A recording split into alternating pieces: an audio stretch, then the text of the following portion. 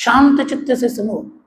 ज्ञान मार्गीय परंपरा में और भक्ति मार्गीय परंपरा में भेद क्या है?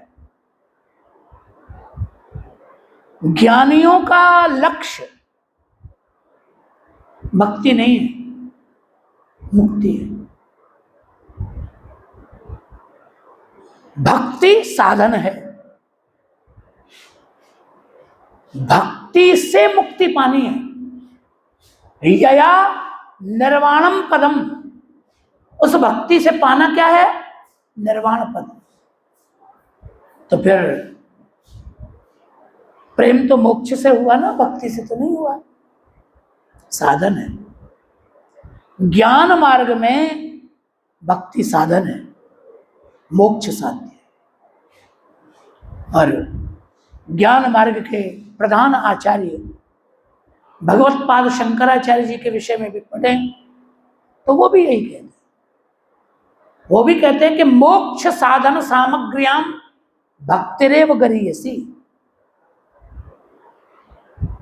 मुक्ति के जितने भर साधन सामग्री हैं, उन साधन सामग्री में भक्ति सर्वश्रेष्ठ साधन है। तो भक्ति को साधन मानते हैं, मुक्ति को साध्य मानते हैं। ये ज्ञान मार्गियों का अपना अभिप्राय है। भक्ति मार्ग में ऐसा नहीं होता। भक्ति मार्ग में भक्ति ही साधन है, भक्ति ही साध्य है। भक्ति ही साधन है, भक्ति ही साधन। शांत चित्त से इस बात को समझो, किसी से चाहना और किसी को चाहना दोनों में बहुत फर्क है। हमें ये निर्णय करना पड़ेगा कि हम भगवान से चाहते हैं या हम भगवान को चाहते हैं। सकाम भक्त भजन तो करते हैं, लेकिन भगवान से वरदान तो मांगते हैं कि नहीं? द्रवादि महात्माओं ने मांगा।